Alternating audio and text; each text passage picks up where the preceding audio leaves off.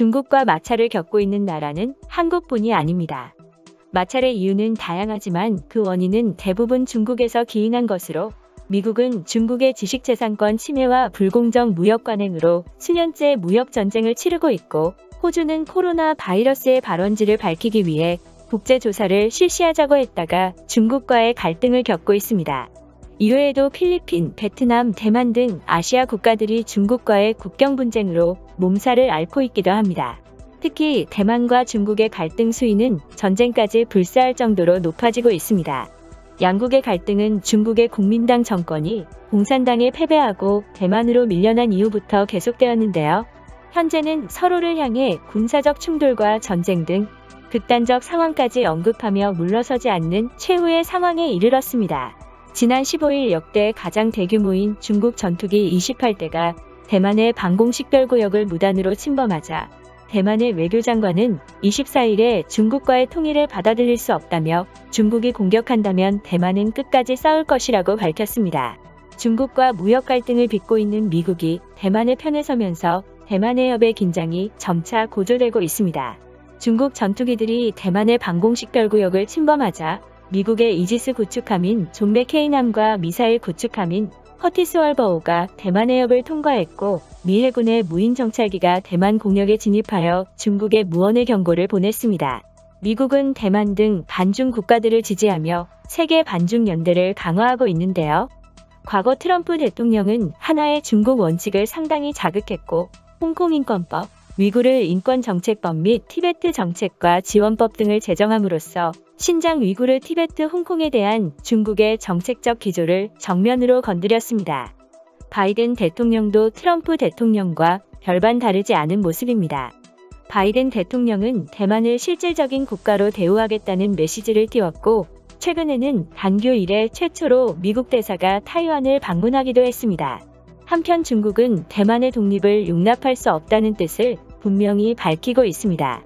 중국 국방부는 완전한 통일은 역사적인 필연이라고 언급하며 대만을 향해 독립은 막다른 길이며 전쟁을 의미한다고 목소리를 높여 경고했습니다.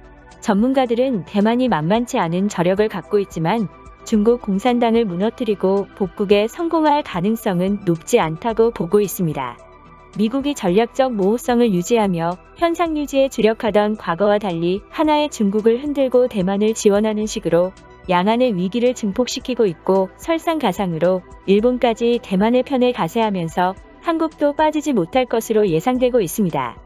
미국과 중국이 대만 해협에서 전쟁이라도 벌인다면 한국도 심대한 영향을 피할 수 없다는 것으로 이미 그 가능성이 제시된 바 있는데요. 한국은 휴전선 이북으로는 통행할 수 없어 사실상 섬나라에 위치한 것과 다름이 없기 때문에 대만 해협에서 문제가 터지면 해상을 통한 세계화의 교역에서 지장을 받을 수밖에 없고, 결국 한국이 미국과 중국의 전쟁에 연루될 가능성을 배제할 수 없다는 것입니다. 또한 지난 5월 폴 라카메라 주한미군 사령관 후보자는 미군의 글로벌 역할과 한국군의 점점 커지는 국제적 범위를 감안할 때 한반도를 넘어선 동맹 협력의 기회가 생겨나고 있다고 밝히며 한국의 반중 전선 참여 가능성을 언급했습니다. 한편 한국이 중국과 갈등을 빚더라도 중국이 사드 배치 때 강력한 보복을 했던 것과는 달리 현재는 별다른 대응을 하지 못할 것으로 전문가들은 예상하고 있습니다. 사드 보복 조치 당시에 한국인들에게 반중 감정을 폭넓게 퍼뜨렸기 때문에 중국은 더 이상 한국이 멀어지게 만들고 싶어하지 않는다는 것인데요. 실제 한국과 미국이 정상회담을 통해 남중국해 및 여타 지역에서 평화와 안정, 합법적이고 방해받지 않는 상업 및 항행 상공비행의 자유를 포함한 국제법 존중을 유지하기로 약속하고, 중국을 겨냥한 미국과 호주의 군사훈련인 헬리먼 세이버에 한국이 처음으로 참가한다고 밝혔지만 중국의 강력한 대응은 없었습니다. 지난 29일 홍콩 매체에서는 한국 전문가를 인용해 한국이 미국과 호주가 공동으로 실시하는 대규모 연합훈련에 참가하는 것과 관련해 중국이 놀라겠지만 반응은 하지 않을 것으로 보인다고 보도하기도 했습니다.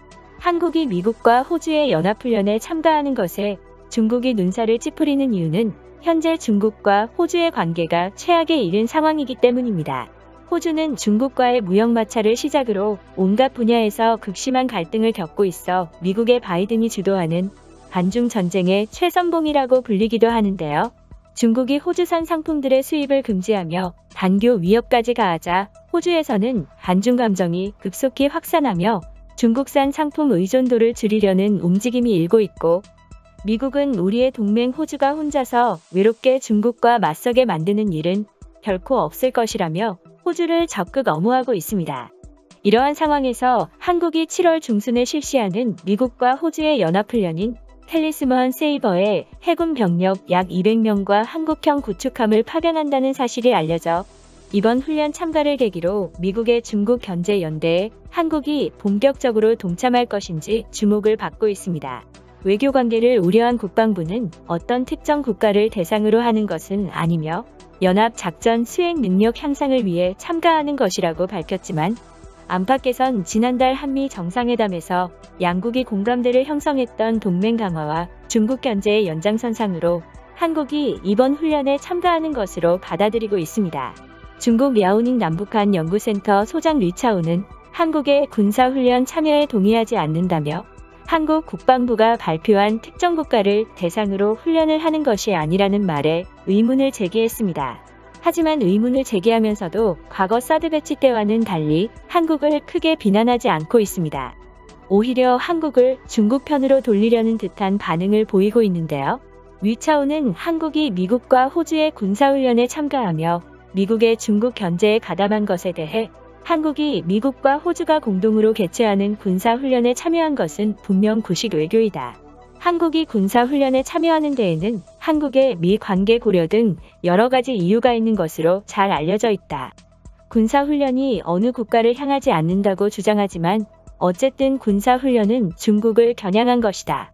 중국 측은 이를 허용하지 않고 철저한 경계를 유지하고 있다. 중국과 한국은 전략적 파트너십이다. 한국은 4개국 반중 동맹 가입을 위한 미국 로비와 유사한 요청을 거부했었고, 특히 서방이 중국의 신장과 홍콩 문제에 압력을 가했을 때 한국도 반대를 표명했다. 독립적인 외교 정책이지만 중국은 한국의 군사훈련 참여에 동의하지 않는다. 전체적으로 아시아 태평양 지역에서 반중국 포위를 구성하려는 미국의 음모는 달성되기 어렵다. 관련 국가가 자신의 이익을 가지고 있기 때문에 아무도 이유 없이 미국을 위해 일을 하지 않을 것이다. 여기에는 군사훈련에 참여하고 이른바 반중 미국 포위에 참여한 것도 포함된다. 호주, 뉴질랜드와 같은 국가도 자체 계획을 가지고 있고 한국의 군사 참여에 대해서도 동일한 견해이다. 우리는 한국이 상황을 평가하고 아시아 태평양 지역의 전반적인 상황과 자신의 이익을 인식할 수 있기를 바란다. 한국은 미국에 묶여 있다. 그러면 오늘 소식은 여기까지 하도록 하겠습니다.